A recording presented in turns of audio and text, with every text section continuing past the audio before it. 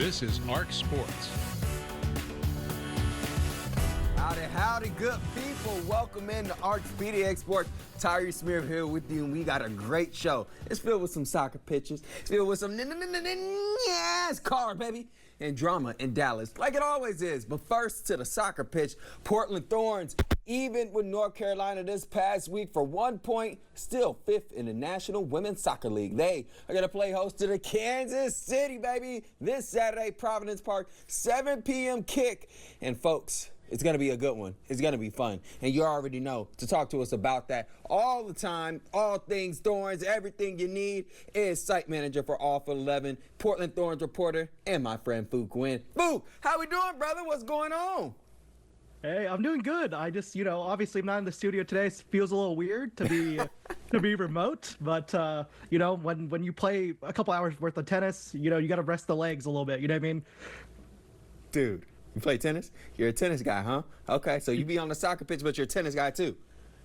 Correct.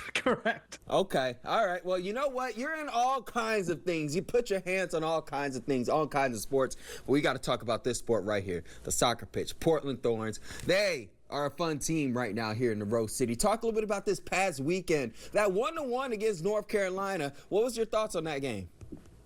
Yeah, it was, we talk about this a lot. The Thorns at home compared to the road form is very different, right? So when you think about it, they had a decent first half, but once it got to the second half, first half 50% possession for both North Carolina and Portland Thorns, but the second half is where it really flipped, right?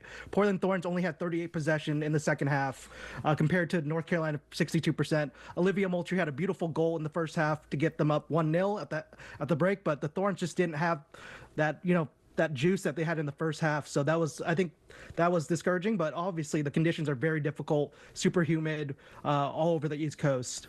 You want to know? Everybody talk about that East Coast, especially because I come from Florida. It is real humid. It is real hot. So, I mean, I don't blame them on that one. I don't blame them, but I feel like that second gear, that second kick, it shouldn't be an issue for a team as young as the Thorns, don't you think?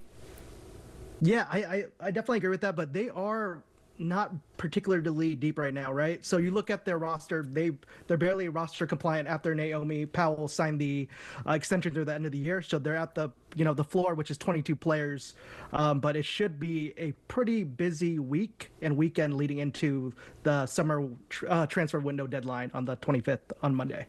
Oh, baby. I know that transfer window has been very interesting. And I also know that the Portland Thorns, they've had a couple of moving pieces, things of that sort. Before we get to the moving pieces, do you think because of all the outside things that the Thorns kind of have to deal with, that this season has been a little bit, I don't want to say up and down because they are fifth in the NWSL, but different than past years? Yeah, I think you mentioned it really well. I think it is different because if you ask the players what the expectations were going to the season, they wanted to be competitive. They wanted to make playoffs. They wanted to make a run at hosting a playoff match. But they have these high expectations. It's the Portland Thorns. They have high expectations. That's always how it's going to be for this club, right? But just the fact that they were talking about the outside noise and just the media expectations for them and carrying kind of like a chip on their shoulder, it tells me everything I need to for the season. But yeah, I think you look at the summer window, all these teams ahead of them are making moves, big moves. We're talking about Kansas City, Ali Setnor. We're talking about Ovalle, who reportedly just signed for Orlando Pride, right? So there's so many moves ahead of them, but they have this young core that's going to be good for the next 5-10 years. The summer transfer window has been important, but I don't think it's been as important to the Portland Thorns as it is now, seeing as one of their key players, Sophia Wilson, will be up on the free agency come next season. So it'll be interesting to see if she actually does get to stay here in the red and Portland Thorn Rose City, or if things kind of take a turn and we potentially could see her in that Colorado uniform. You know that she's from that area. So it'd be interesting to kind of see what the Thorns do depending on how Sophia Wilson actually decides to do with this team, right? Yeah, I think that's kind of the big question, right? Everyone is waiting for her to kind of decide, is Portland going to proceed with, probably their best player of all time, right? Christine Sinclair's in that discussion, obviously, as well. But Sophia Smith, Sophia Wilson has meant everything to this club, especially with the goals, with the leadership, with her voice in the locker room. So it's going to be interesting to see where she ends up. But it's there. Nothing's finalized, nothing's done. So until it comes out, we'll react to that once it does. Well, hopefully it's still right here in the Rose City. Coming up after the break, though, Phuoc ain't going anywhere. We're going to stick around. We got to talk about this upcoming match against Kansas City Saturday night. Next on ARC PDX Sports. Welcome back in ARC PDX Sports, good people. Tyree Smith here, and I'm joined by site manager for Off 11 and Thorns team reporter Phuoc Nguyen. As this Saturday, Portland Thorns are going to be back in town for a nice Providence Park matchup against, well, I don't know if it's so nice because the team coming to town is a pretty good one, talking about Kansas City. And I'm telling you, Kansas City current is atop of the leaderboards. #1 in NWSL, kind of like they were last season when the Portland and the NWSL decided to put Portland against Kansas to start the seasons. I love how they always do that. I know that they always have the Thorns kind of at the top of the top. So when you see Kansas City is coming to town, what gives you worries about this team? Yeah, I think the biggest thing about Kansas City is they are so dominant on both ends of the on the pitch, right? Whether it's in attack, whether it's in defense, they rank very high in both. They're the top scoring team in the league for a reason. They have firepower for days, and think about it, like they're so deep. Like a lot of even with injuries, they've been able to win. They've been able to make adjustments on the fly. This team is just straight up dominant. They are pretty much last year's version of the Orlando Pride, right? They don't need the possession. They can hammer you on the counter. They can score in any way possible. So that's kind of the big thing to look at. But they're going to Providence Park this time, right? And Portland Thorns are undefeated at home.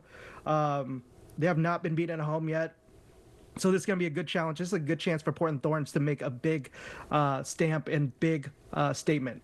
I mean, also, it's not like the Portland Thorns haven't had a good staple to go out this season. They beat Pride already on the road. So it's not to say that this team hasn't gone against the top dogs in NWSL, but it's to see how exactly they will do with the current situation and at Providence Park. I'm curious, do you think this has to be a W for the Portland Thorns to continue on their way to a postseason berth? Yeah, I think everyone's going to look at the result for this game, but for me, it's about the performance, right? If they can, they can handle the ball, they can, keep possession, they can attack and make sure, and attack in waves, right? Not just once every 10 minutes or whatever, but they need to be consistent about it, right? They need to play two good halves of football, and sometimes playing two good halves of football and one weird bounce or one bounce doesn't go your way, and it changes the whole complexity of the NWSL, right? NWSL just came off a bunch of draws this past weekend, only a couple games that came into actual wins for teams. So I expect this one to be close, especially with Portland at home. They still have a lot to prove, and if you talk to Rob Gale, he'll say the same thing. It's crazy that you said that. You said attack, and I make the comparison real quick to the Timbers. Phil Neville actually said when they lost to Cincinnati this past weekend, they didn't attack enough. And so I'm hoping that kind of philosophy or knowledge transfers to the Thorns, because the Timbers didn't attack enough against Cincinnati FC. So what are you going to be looking at for the Portland Thorns to do come on Saturday? Yeah, I think you're looking at two names. You're looking at Pietra Torden, who is in the running for Rookie of the Year. And then you look at Raylan Turner, who is leading the team in goals right now, right? So just look at those two. They've been starting together the 3 of the past 4 matches. I would expect them to start again this match as well.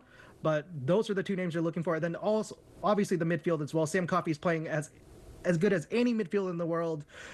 Jesse Fleming leads the team in assists. Hina Sujita, who runs on energy that I have not seen in a long time. Then Olivia Moultrie, who is in the top few players for chances created as well. Since Rylan Turner came last season, she's been such a stud, such a star. The only thing kind of blue we want to see this weekend is UCLA blue when she's scoring on the pitch. Appreciate you, Phuoc, for joining us, and we'll see you on Saturday, my friend. Hey, appreciate you having me, and next time I'll be back in the studio. All right, brother, let's get you out in here.